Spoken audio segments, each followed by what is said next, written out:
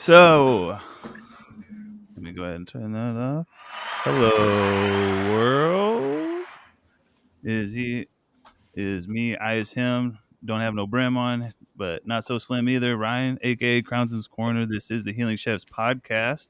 Today's awesome guest, we do have Jake, JetworkNYC. We have Nelson, Poetry of Plants. Oh my God, everybody, calm down, huh? So, It's like a game show. yeah, bro. We're excited. Yeah. Thanks for We're having getting us. paid very little for that. So thank you guys very much. I know you guys have been very busy. There's been a lot of stuff going on in the Arizona community. We'll try to avoid some of that, a lot of that. But you guys are thinking about coming out here. But let's for the people that don't know who you are, which I don't know who that is, but anybody that watches or listens to us, could you please introduce yourselves and what it is that you do? Go ahead, Jake. Oh man, that's not fair. Okay, fine. I'm Jake, JetworkNYC. I do whatever I need to do, whatever needs to be done. I work with a lot of brands. Work with as a liaison between the cultivations and the logistics and the regulators and the brands and the culture and all that good stuff, and support people like Nelson here. Running businesses and being an all-out networking fiend. Yes, that's very true. Yeah, absolutely. Very good at what he does. And for yourself, Nelson, Poetry of Plants. I've been in the cannabis space for 20 years now. Started out how everyone starts out, and then moved into growing once I moved to LA in 2005. And I was in Prop 215 era, where it's like the medical shops, things were getting raided one minute, next minute everything be fine. At one point in LA, I think there was like more dispensaries than Starbucks and every fast food restaurant combined. So I've kind of been through quite a bit, but I was pretty low key working in the space when I started, and then I took a break for like a year and a half, 2 years, and then came back into it and started a consultancy that was focused on startup design, a lot to do with like efficiency, LED lighting. So that would be like when I kind of came on the map as far as visibility wise. I was like one of the first guys running full spectrum LED lights, which had some benefits, but most people, and still to this day, were a little hesitant on switching over from high pressure sodium. And then I've just developed there's a lot of back and forth with that. Yeah, we can touch on that if we want. We're gonna do a whole special episode. We're not gonna really follow the same lining out that I normally do with the different segments, because like you and I talked, Nelson, about you explaining to us what takes things from mids to great and whatnot, and so on and so forth. But before that, I know you guys are coming out here to Arizona, and you've been tapping into the different people out here and and stuff like that. And I really applaud your guys' effort to get a pulse on what's going on in our community. And I've told you, some information about different things and stuff like that, and I'm sure other people have too. But also, I really appreciate the way that you've handled these different things. Like you've not taken anything too serious, and like I've told you, just because this is my experience with these people may not be your experience with people, and I'm glad that we kind of are opening up more and more communication, because you kind of had me reflect on a little bit of my own. Awesome. So. And just to touch on that real quick, I think that and what I've been doing for the last year has been going into different markets to just understand what's going on, because you can kind of get stuck in California is like a weird eight-legged octopus as far as what's going on here. So there's all these different things happening. It's a kind of its own country, but it influences a lot. But yet you have these other cannabis cultures. Like every state program is kind of like its own island, and then you have people that participate in that, whether they're operators or consumers, And overall, like the loudest thing I hear is like people just aren't happy about their programs or the quality that they're getting, or they would like to get more for what they pay for. And I think there's some reasons why that is, and I think it's important to understand what those things are so we can fix them.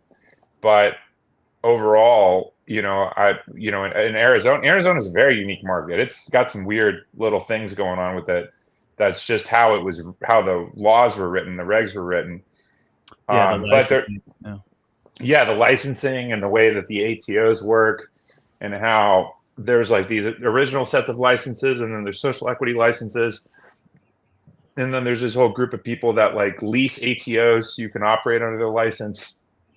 So when I got there, I was trying to figure out just like how it all worked, because I would go to like a few grows and find out that they were all kind of connected to the same license in some way or another, but they were completely separate groups. There was different kinds of structures as far as like the growers working there. There were some growers that were just an employee, and then some growers like were contractors where they covered the cost of everything, but they didn't hold the license and they didn't own the business.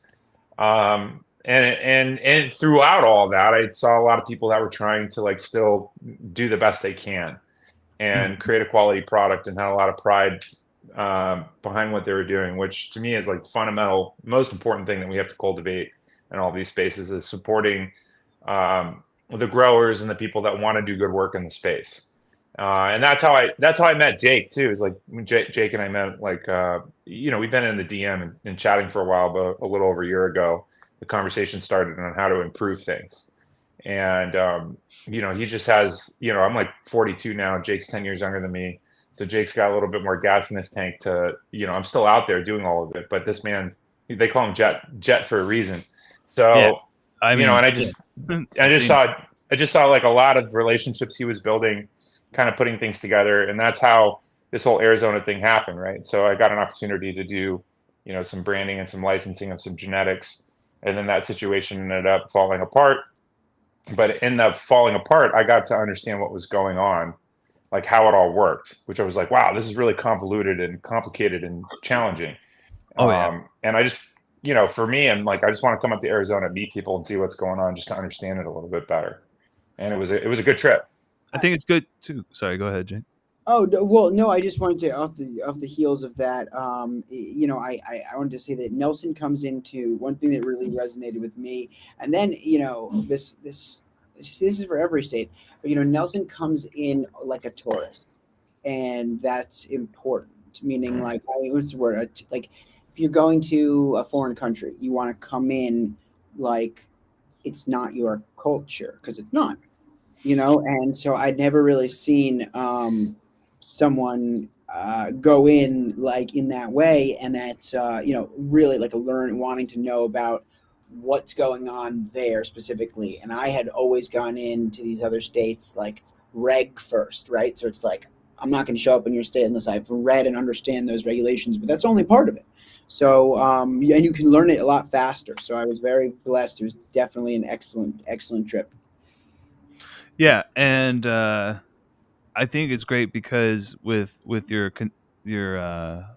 handling of the community and whatnot, it shows that you care not just about profits or anything. You actually care about the plant and what it brings. Because I go ahead. I was just kidding.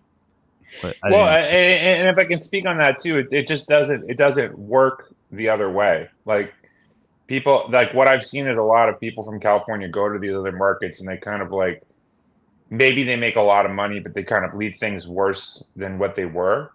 And what I would like to do, like wherever I go, is to be in service to whatever that market is, how to make it better. Reputation is everything. And if there isn't like an opportunity that doesn't make sense, then let's figure out how to create an environment where there's more opportunity, where things can make more sense. And I'd rather put my attention and energy towards that for free. It's like why go into a sick market and try and capitalize off that? I think that's just a bad play. There's a ton of opportunity in the space.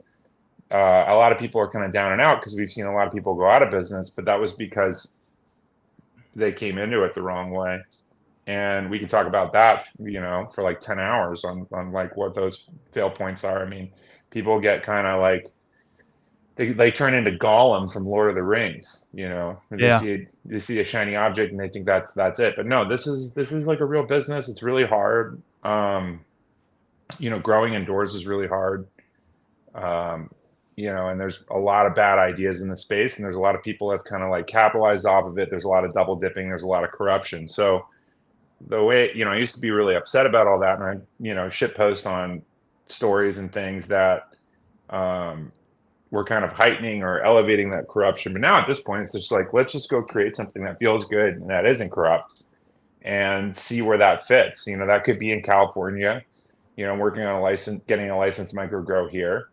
Or it could be in another state, helping and being in service to another company or another group. I don't know. For me, it's just like, exploring at this point, just to figure out what the hell is going on in all these other markets. Well, and there's some like really good brands out here that have some good genetics and stuff like that, and maybe if with the right handling and stuff, like maybe it could be even better. Like I was talking to you about high grade. Yeah. Like back in the day when high grade was like was one of the best and this is controversial, BHOs. Like we were all buying all that stuff up and everything, but over time, like opinion has been like maybe it's mids or whatever on some stuff, but they got the tiki genetics now and stuff, and I've heard a lot of really good things. I haven't gone back to them, but I think with you guys coming in and showing your care and your knowledge and stuff, I think they could get to that really top level and stuff like that. So that excites me, and that's why I was like, maybe I need to not be so aggressive on my stance with things, like with myself. Like I've changed and stuff like that. Why can't I allow other people to change and get better and stuff too? So you guys, let me speak on that because you just touched on something that's really important. So like in sales, right, the number one first thing you want to do is establish trust. So if there's a brand that establishes trust and then they break it, it's tough to rebuild that. So they have to tell their story on where they came. I don't want to be the one to tell their story. I could touch on a few things specifically, but one of the things I'll touch on is like the guys that are running that ship there. They're great. They care, and they know where they're focused on, making those improvements. I got to see things coming down off the line. I thought it was great. Thought it was fantastic. They're young. They're a young leadership team too. They're a young group of guys, and everyone. There's just not a ton of room for error in this space because this space is so exclusive. That's the other thing. It's not like anybody can go just start up a grow and compete with high grade or anybody else, because you've got all these hoops to jump through. You got to sell yourself a little bit, and sell out a little bit to some of these systemic things that are there, and that's just a game that's being played if you want to participate in that world. But as a consumer, I can understand how it feels when you buy a product, you're not happy with it. Cannabis isn't cheap, especially people here are like, money's tighter now. It's not like it was like the COVID money where everyone had all this loot. And it's like they get a bad eighth, no big deal. That might be the only eighth that they can afford that month. Yeah, so they bought like four that they came in and bought an ounce anyway. Yeah. So it's just, so I understand like, and there's been a problem overall in the industry with cultivators not being connected to consumer value, where you've got the distro in some states, then you've got the retail, and then they get the product. And a lot of times that product lands at the consumer. Like I went in, there was a grow that we went and visited that I thought they did phenomenal work. So I'm like, let me go to the dispensary and buy an eighth. I bought an eighth, and that shit was packaged and harvested in July. And it's like, that's unacceptable. That's old weed. That's bargain bin at that point. Like you can't expect $55 if it was harvested 6 or 7 months ago. I mean, cannabis needs to be fresh, and that's a big problem out. Yeah. So that's a big problem. Part of that problem is that there's been a ton of oversupply produced in Arizona because too many. Go ahead. The transparency, really, like there's testing and everything. Yeah, and all sorts of stuff, but the transparency on when things are harvested and stuff. That stuff isn't told to the consumer. It's like on the Well, back of something. the consumer has to ask for it, and Yeah, that's yeah. the thing.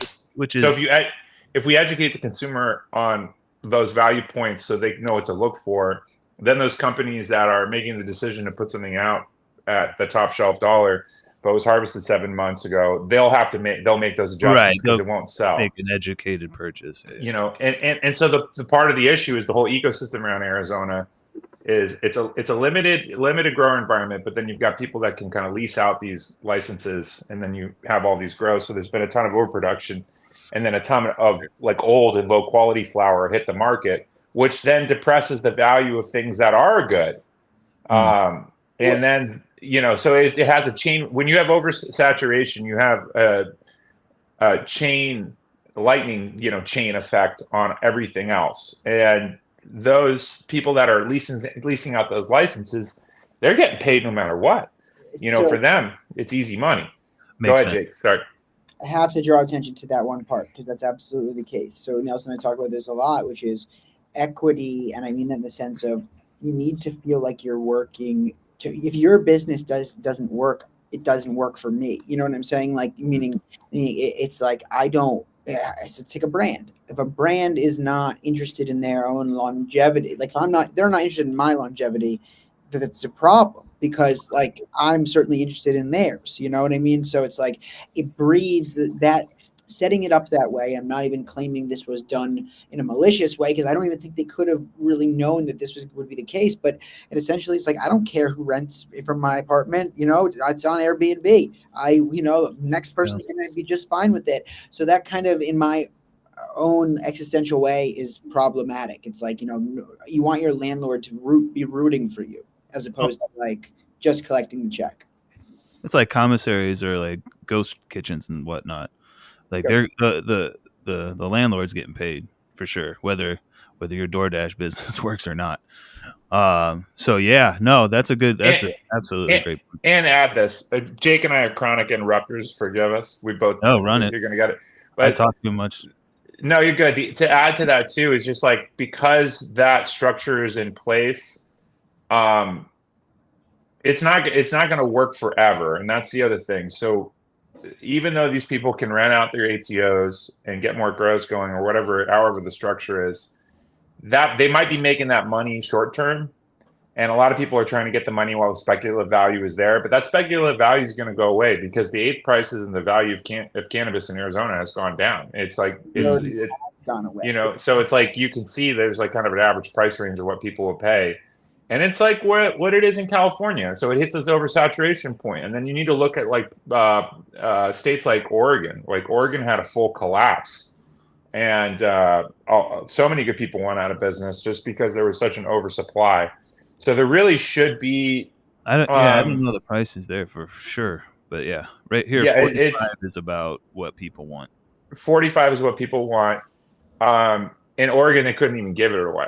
Is what happened. There was so much oversupply. So what you guys have in Arizona is you've got handful of big grows that kind of they're sinking ships. They're going out of business, and they liquidate all their inventory at like 1/3 of what the market value is currently for Arizona. Now, market value per pound, wholesale bulk, it's going to land between $800 and like $1,400 a pound. And this is like what it is in California. And this is where it should be in Arizona. In Arizona, it's like $400 to $650.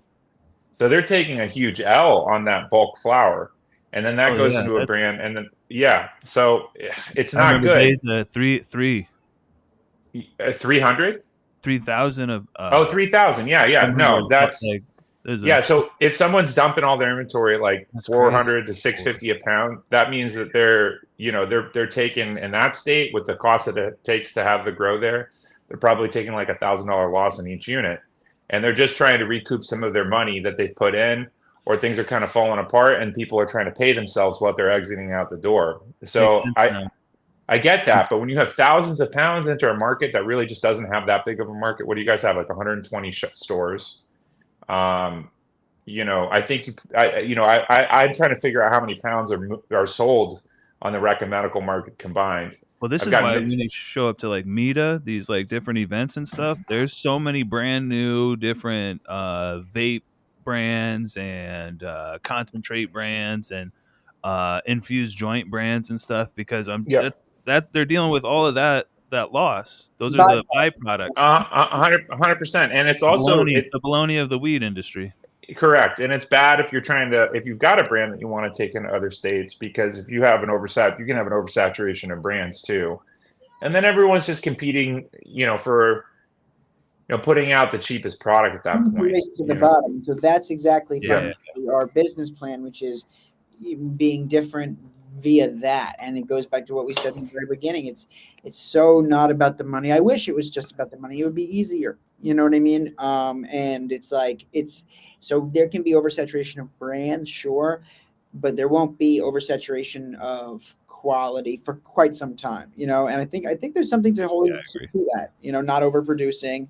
Not trying to be everything, not doing too much. Yeah. There's been quite a few brands that been out here and have nailed it, but then they scale, and it kind of and that really and I love these people too. Don't get me wrong, I love these people, but they scale, and then the kind of quality goes down, or if it's not the quality, it's like the interactions or the and stuff like that, and then the community somehow gets word about it, and then we all get all riled up and like, well, we don't, and then it gets all convoluted. It gets so convoluted, and you got to sit back and be like, okay, why? Yeah. That's kind of the problem with business in America in general. It's like once you get to a point where like middle management starts having all the visibility, and the leadership of the company doesn't understand how the people that are starting, the starting floor of the company understand their experience. Like it's just, for me, like my ethos is that like there's like a breaking point for when a company should stop growing, or grow in different ways, but not growing to the point where you lose connection of the culture of your own company. And I mean, there was one company that I went and got to see, and that was Grow Science, and I was like, I think they had like 120 or 140 employees, and I was shocked at how high the vibe was there, because usually when I visit tour companies that have that many employees, it's visible that people aren't happy, but everyone at that company seemed to be pretty stoked. So for better or worse, no matter how people feel about Grow Science, I did experience something there that I thought was really, really unique and special and worth modeling. And I think it's important that even if like there's a company that is doing something, they could improve in some areas, but if they're nailing one thing, we got to highlight that and try and absorb that into everything that we're doing. Like, it's just an example. Like, this is an example. Like, I didn't feel genuinely that people were faking it when I was on that tour. I've gotten that before. No, I've been like, what people don't know is Matt and them at Grow Science have bought at least $1,000 worth of my edibles. Oh, excellent. Yeah. So like I am very versed in Grow Sciences and whatnot. And every time I've been there, everyone that works there loves it there. There have been things that come up and stuff like that. And the more that I grow older and stuff, and it's harder for me. I am different. I'm a veteran with PTSD. Like over time, I'm starting to like let people like kind of make their changes, because I mean I'm asking to people to let me make mine. And it's always been a positive thing there. I've been trying to talk to Matt to get him on the podcast for a long time, but Matt and I have also had different interactions before, and it's probably a little bit more on my fault because of my PTSD and my aggressive reactions. But no, you're spot on. Every time I even been there, I trimmed for them at one point in time too. Everyone that was there was super happy. Yeah. I mean, that's different than in California. Oh yeah, because when I worked for Alien Labs out here, the Cali people would come out and like we were like high-fiving each other out the door at Alien Labs, and they're like, "What the is this?" I know there's a you guys usually hate each other. Yeah, in California, like what? Most there are a few situations. You have a few companies that are nailing it. We're trying to do it with Highline. We've got a great team at Highline, which is the nursery I work with. The vibe there is pretty strong, but like I'm taking things from these other companies just to understand the leadership style on like those things that we can do to make it better. But in general, like in California, there's like an overall sentiment that people are just not happy working for these companies. And there's also just been a ton of fuckery in this space, and it's like Eh, where I've been in the able to. dispensaries, there's a lot of fuckery because I was a bud tender for a while and I was making like good money, and then once they start doing the tip sharing and stuff like that, I stopped being a bud tender because I'm like, you're stealing my money. Yeah, Knowledge because means you're the one. Yeah, I yeah, think that if we, hold up the people who are, it's kind of like an athlete playing a good or bad game. It's like, I think that it's important that we, as a group, as a company, as a culture, as an industry, what have you, there's not a lot of post gaming. Like, there's not a lot of like, yeah. hey, let's talk about this, how this went, how we can do better. What went well, what went fucking poorly. And in this space, in every space, it's not just cannabis. It's far from just cannabis. I mean, it's that's army stuff after AAR, after action review. Yeah. Yeah, exactly. And it's sort of like we love as humans to kind of like have this Schadenfreude. We love to be like, oh, this person tripped, like. But the reality is, it's like constructive criticism, like when they used to teach that concept, right? Like, Yeah. yeah, that's a Well, good. it's a big ask because like people get engagement online by posting things that are like hyper emotional or upset. Like I know this very well. It's like I've built Yeah. probably half my followers from like making funny memes that would like piss off a third of the people and then make the other 2/3 laugh. But overall, I've stopped kind of doing that because it's just not healthy. It doesn't go anywhere. And when people have hit me up, if they haven't been happy about some of my products or services, if they give me a chance to correct it, I'm gonna make that right. But End if of the day, someone's just jumping in to like rip me apart, it's a lot more time and energy for me to like, which I do because I have the time to do it. I don't think Matt would have to have the time to do it because that man is fucking busy. But to take the time to kind of like understand what that person is saying and then how to better serve their need and get to the root of it all, right?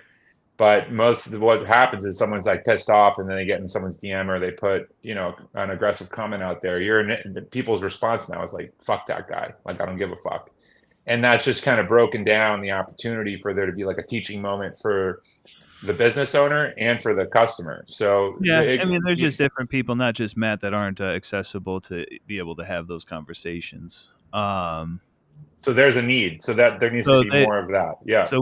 so like what I'm trying to do on the 27th out here at Exhale Society is have people sit down. I even told people, if you have any issues with me and want to be an adult, come sit down and let's talk about it.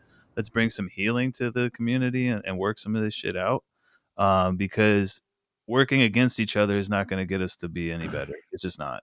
It's just not. No, there needs to be a collaborative effort to improve It should be things us versus overall. the government, to be honest. I kind of feel that. Well, we kind of have to also work with the government to some extent because Well, I mean, well, no, hear me out. yeah, They're the silent partner in all these grows, right? They're a silent partner. So well, maybe not so silent in some. yeah, well, I mean, you can look at like something that like what Elliot Lewis is doing from Catalyst here. Like he's taking like a scorched earth, very aggressive approach to try and push back against some of the fraud that the states enacted around the taxation structure, right? The states usually pretty much stolen billions from the consumers, and he's figured out a way around it, but he's been very aggressive with that. Now, I've been in situations where I've been able to work with local city officials and regulators because they just don't know. Like this is a pretty new industry. They don't understand why things don't make sense. So I have to assume that they don't understand. Like if I go in and understand, like assume ignorance over malintent, like a lot of the people they just don't get it. And then maybe you'll walk into somebody that does have the malintent, and that's the person that you would really want to take out of office or out of a position of power. Well, yeah, But they got stuff going on right now that they're trying to police the already policed Instagram in Arizona for these brands that advertising and whatnot. yeah, so understanding why that is, and then making a calm, rational argument against it, and then using all the marketing around that argument, that can be just as effective without there being as much animosity. Because at the end of the day, all these people that are in the government, they are just like us. They just work for the government. They are just people. They are just people, and we kind of look at this us versus them mentality. But if you can speak to them in the right way, they're going to hear you, and then they can become an ally, and then you can start shifting things that make sense. But if it just is us versus them all the time, they're going to say "fuck you" too. Right. And then if you're screaming at people, they're not going to listen to you. Yeah. I agree. Yeah. So it's more about finesse than brute force, and that's kind of, And I've been able to. That's like, part of my issue. Like I'm more. Well, hear me. I know brute force way better. Well, it requires patience. It requires a lot of patience and willpower. And I can give you an example, like the city that I have the micro license in. I was able to make an argument, and then I was able to bring people in to help me make that argument, because they called me up and said 90% of the cannabis companies in our area, they're not renewing their license. Do you know what's going on? And I'm like, yeah, your taxes are too high. Right? Like, this doesn't make sense. And let me actually break open the Google Sheets and go over this with you, so you understand that there is no money that the money that you think is in the space is no longer in the space.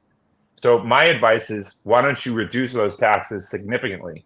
Well, we got our taxes reduced 70%, and it took like 6 months to get there. But now if I call them, they pick up the phone, and they usually have another question that I can answer for them and influence their trajectory. I mean, if we want to talk about what it is to really be an influencer, it's better to be an influencer instead of just consumer behavior, but influencing the actual market itself, right? And that comes through finesse and communication. I tried to explain that through someone who is upset about some marketing strategy of saying 6-star and stuff. I'm like, you're upset at people, at brands for saying this kind of stuff, but what you need to be doing is educating the market on what a 6-star is, if it isn't a 6-star, and then the consumer can make that decision and whatnot. That if they don't know, then they don't know. Could I just give a quick point to what Nelson was just saying, which is that I completely agree with it, and B, you would be amazed at the amount of people that want help with their job, aka regulators. The reality is, it's not an us versus them. In fact, it's a taking the time to do anything at all. 80% of people are not going to even show up. When I'm on New York State, OCM, the Office of Cannabis Management, or I'm on the New Jersey CRC website, there's at every turn, there's a section. It's like, do you want to submit a comment right now about this? Do you see something? And you know what? I do. I often am like, yeah, this is whatever. I don't really love this. This is confusing. Dude, I'm telling you, that is so few people interacting with them that they're they almost are oh, word, and they engage you more. And it's just they don't like walking around thinking, kind of like with the cops, right? If they're getting spat at and this and that, you can't really blame them for, not being super cool. Yeah. And to add to that too, there is a benefit to undermine these state programs for some groups. Right. So there are still very large organized groups that and just to be clear, I meant big government hiding shit from us. I didn't. No. I know, but you need to work with them. I talk to other people, and especially lady in Normal out here, president out of Normal out here, quite a bit. But yeah, no, I absolutely, you've got to work with the lawmakers and the but stuff. I'm just saying. I was just saying it's definitely not all. No, I get you, but you have to understand. You have to understand the root cause of why the government gets to that place where they reinforce the us versus them by hiding things and not serving the government's supposed to serve the people. I think we can all say that doesn't really feel like what's going on anymore. It feels like the government has created a bubble. I was a sergeant in the Army. I know how that operates very well. It's very, very much for itself and all about, Correct. So, but how do you change that, right? From the small part to the people that we're talking about right now. That's how, but so the thing is, if we start categorizing everybody that way, then we lose the opportunity to actually shift it. I mean, if we look at where anyone has kind of changed the government, they started at the lowest level and then worked their way up. And now I can tell you right now, there are friends of mine now that are in the weed space. that have been activists and been online and, taken down corrupt companies, some of the things that we've done just as far as putting visibility out on specific companies, they've now completely scrubbed their internet profile completely and they're running for local office so they can actually make those changes. Oh And yeah, these are weed growers that are now getting involved at that level. that's And, and people won't even remember their old life. And I think that they're, the two guys I know about, I think they are going to get elected. And so if we can start understanding, people that are equipped and willing to do that, like they should participate. My participation level is like, I'm a businessman, but I'm also going to talk to the people of the states and understand what's going on. And then I'm going to create an opportunity to sell them a better way or to highlight where things don't make sense and why that's going to cause some degree of ethical fading within the system that's going to end up corrupting and breaking apart their revenue stream. Right? Like what you're doing right now is going to, like, you guys want taxes. We understand that. Can we make the taxes reasonable? Because if the taxes aren't unreasonable, X, Y, and Z are going to occur, and then you're going to get no more taxes. And then we're going to go back to a police state. And I think we've all decided that we don't want to do that anymore. So that's kind of the fundamental backbone of kind of why I have these conversations. And then and all across the board, even from like making it easier for the cultivator to do their job, because a lot of these regulations are like arduous. They don't make a lot of sense. They don't really they're not matching like health safety regulations. They're just like superfluous regulations that are put on there because someone wrote that because they didn't understand. And then a lot of things were taken from the Canadian licensing program. Like for hemp, the Delta 9 limitation was taken from one person that decided that 0.3%, anything above 0.3% was going to be psychoactive. Canada put that in the law. And then when they were writing the farm bill, the authors of the farm bill just took that one guy's perspective and put it on, and it's crippled the hemp industry. Because no matter what, if there's any THC in a plant, you could concentrate that and make that psychoactive. So I think at the end of the day, it just depends on what the end use of the crop is and where that falls into compliance. And most of it's going into, most of the hemp guys are just, providing it for textiles or CBD. So if the end result is the THC gets destroyed, who cares how much THC is in the crop? That's how, so these things just don't make any sense because someone who didn't understand anything made the law. And that's most of the time what's going on. So you can come in and make those changes. And I've seen it happen. I've been a part of making it happen. So if you're not happy about something, figure out a better argument. That's all. Yeah, absolutely. That's what I just sat with over the past few days. I'm like, I'm upset at a lot of people, but me just sitting being upset don't do a damn thing. So why don't you actually go do something?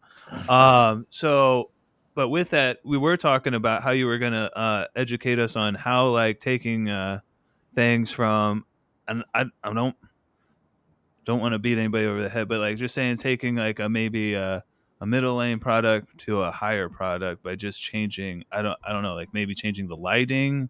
Were you talking about? I don't know. Yeah. So I think the big issue with Arizona, of course, is how dry it is there.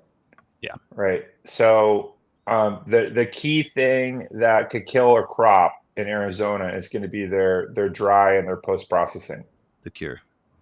Well, I don't believe in curing anymore. I think that's kind of bullshit. Okay. I think that because I got gamed up by a meat and cheese guy that does curing for that whole industry, or the drying, or their curing is their drying. But I would look at cure. What's that? Drying is curing. Yes, I would say that drying is curing. That's the same thing. And then there's some things that do better with a longer dry or a longer cure, if we're going to call it that. And then there's some things like candy strains where you want to sell those as quickly as possible, because the longer that plant is exposed to the outside or ambient air, all those plant esters, all those aromatics, all the volatile ones are going to those just evaporate, right? Yeah. So you lose them very quickly. And if it's drier, you're going to lose them way quicker. So that would be the one thing. And I would say shout out to Nature Med, and then George Root. Hell yeah, Halo. George Root.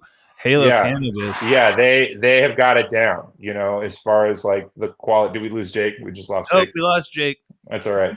So those guys, I'll talk. Those guys have got it down as far as the end, what was in the end product. Now, even if it's just sitting on the shelf. So this is the thing. I look at what's, Nature Med, they're doing it right. Georgia's doing it right, but there's a degree of humidification in the air that's going on. So a lot of people in Arizona wouldn't think this, but you probably need to put humidifiers in your dry room. And that would be something that people don't, so you don't get that too quick of a dry. So I would be looking, the first thing I would do to solve the number one problem in Arizona is to be looking at like the humidity content of the dispensaries, the humidity content of where the product was stored, not just the temperature, but also the humidity, because most of these packaging is not completely environmentally sealed, especially if you're in a jar. Mylars are actually far better for that, whether you like jars or Mylars, but Mylars are going to be more sealed. And so that would be the number one. A lot of people don't actually seal the Mylars out here. Really? Yeah, it's actually just like just the Ziploc. I bought so many Mylars, and I'm just like that's not sealed. That's not sealed. Well, you could, but in an environment like the one you're in, I would make sure that whatever is in that bag was probably at like 12 to 13% moisture content, factoring in that there's going to be some moisture loss along the way, unless it was a super sealed bag. So that would be the one thing that I think is kind of causing a problem. And then I would make sure that the dispensaries have humidity control.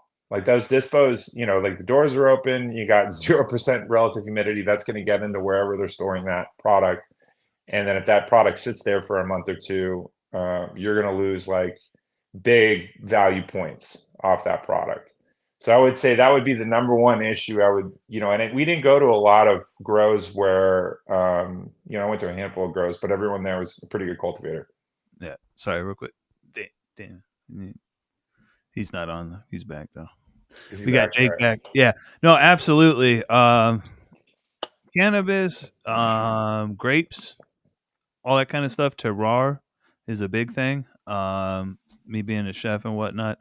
That's why, we, for the most part, in Arizona, have been not as blown away by a lot of Cali brands that come out here, because it is a completely different environment, and we're not really getting Cali weed in Arizona.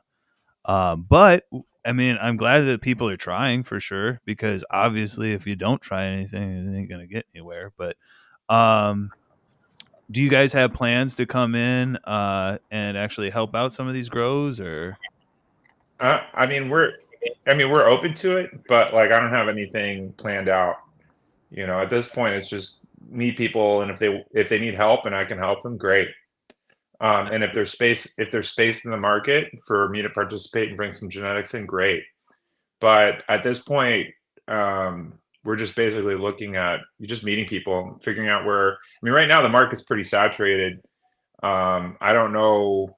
Don't hold me on this, but I don't know if it's the best move to come in and try and put a bag and a genetic in there unless the cultivation's dialed in. And okay. The guys that have it dialed in, they're successful. They don't need that, right? So a lot of times the people that do need that bump in revenue, it's because their flower isn't selling already.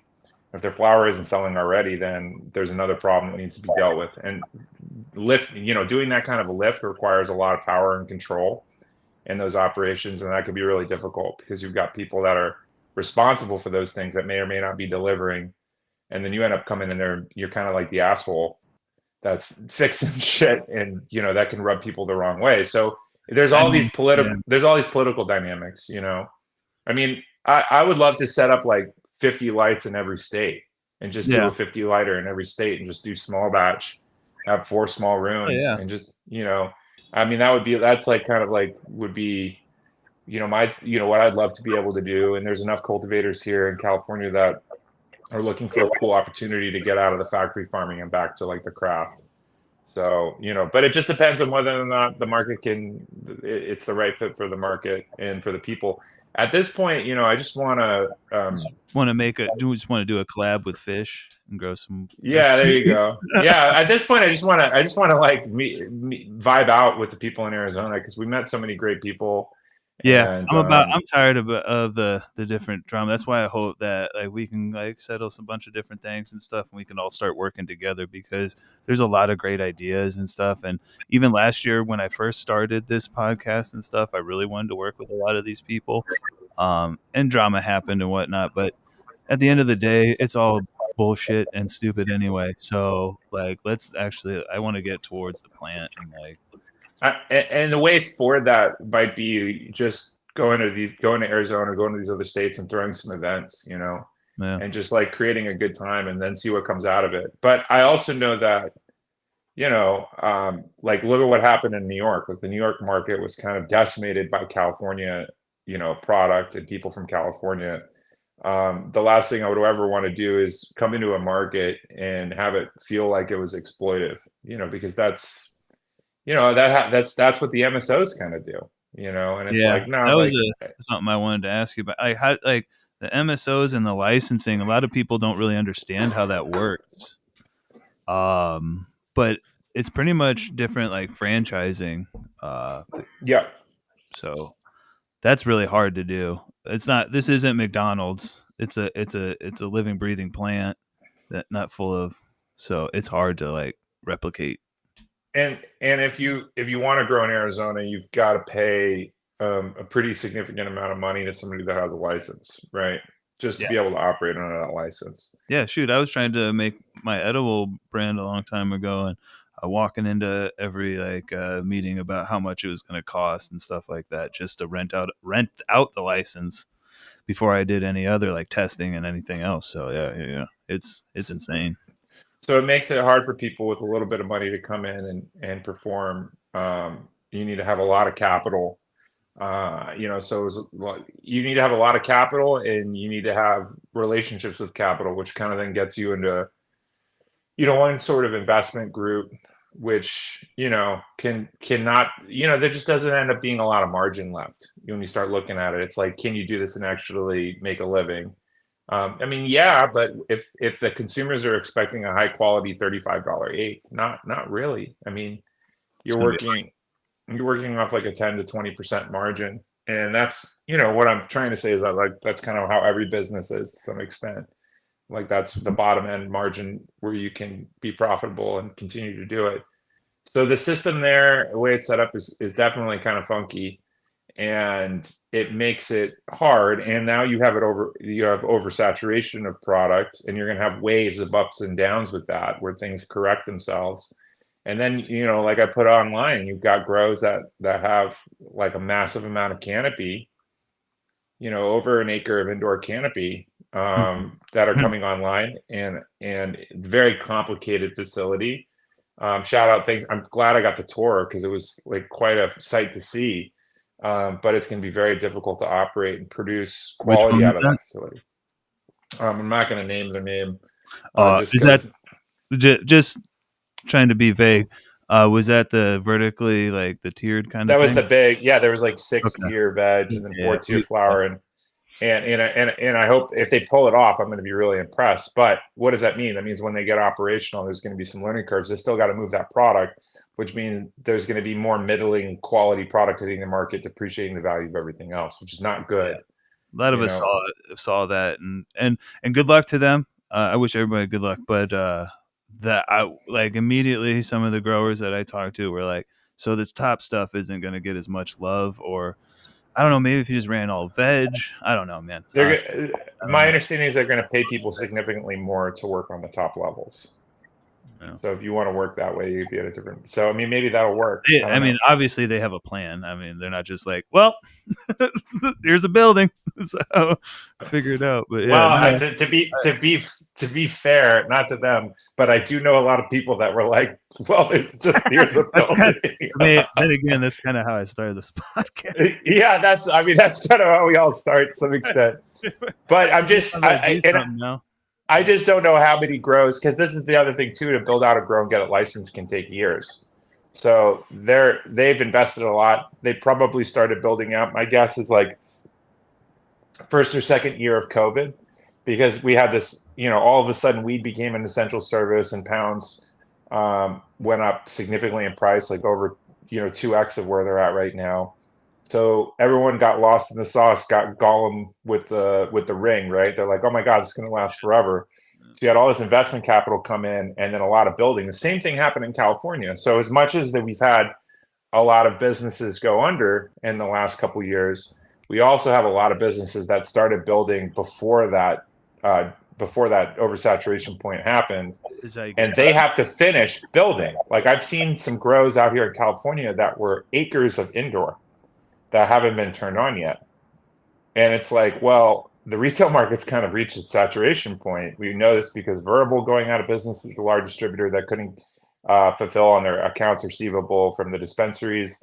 And we just know this across the, I mean, there's so much weed that's been destroyed in the state, kind of like Canada. It's like you look at that. So my hope is that Arizona and these other markets like pay the fuck attention to what happened in Canada, California, and Oregon. The problem is that the state makes all this money off of the licensing fees. The people in Arizona, they make money off of leasing these ATOs or however they're working it out. And so they're making money whether the market wins or loses. I would just hope that there would be a little bit more oversight that this kind of behavior can actually destroy that market, is going to lead to more chaos and kind of undermine the ability for good people to participate in the business. And what you end up getting is not that. You end up getting, you know, another type of group that comes in and kind of take over everything, which is what we want to avoid.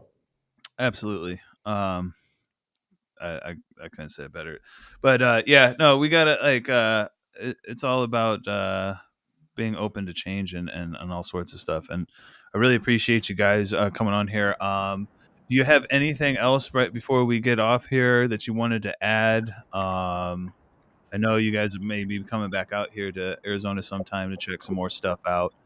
Yeah, we'll be back. We'll be back. And if anyone's interested in lighting, both Jake and I are working for a really great lighting company.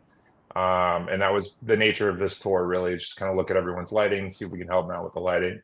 And if they just want to talk shop, or if they want to work with us on any level, I think we're open. Like we don't have like a fixed idea of what we want to do, except we just want to participate and see if anything that we have, any of our resources or network, can be of value to the people in Arizona that are trying to do this the right way and keep small, medium-sized businesses alive. You're bringing a lot of knowledge to it, and we appreciate that. Appreciate everybody in Arizona. Everybody that we met was seriously fucking awesome. So we want to see everybody win there. Dope. Jake, did you have anything? Can you guys hear me? I'm sorry, it's going out. You're cutting in and out. You look like Stevie Wonder over there. You're at like 10 frames a minute. Yeah. It's like still motion or still whatever they call someone's downloading. Yeah, he's got a good peace sign. Yeah. Okay. That's perfect. I'm going to screenshot that. That's great. All right. Thank you for that. Thank you for the opportunity to be on your show today. And anytime you guys want us back on, let me know. Yeah. Well, when there's more stuff going on and everything, and I believe a lot of us will start working together. Like I said, on the 27th with the Exhale Society in Tempe, we're going to have a sit down with a bunch of people. You can come out and then learn more about people. Cool. At there's lounge, you can smoke and whatnot. Local growers and artists and stuff, and we'll continue to have events here and there. Next week, I have the helpful content, and then Sentiva 666, a brand ambassador around here and stuff. But thank you guys very much for coming on here. Look forward to future conversations, and I appreciate a lot of knowledge that you've dropped on, especially myself. All right. Tap in, smoke up, trip out. Love you all. Deuces.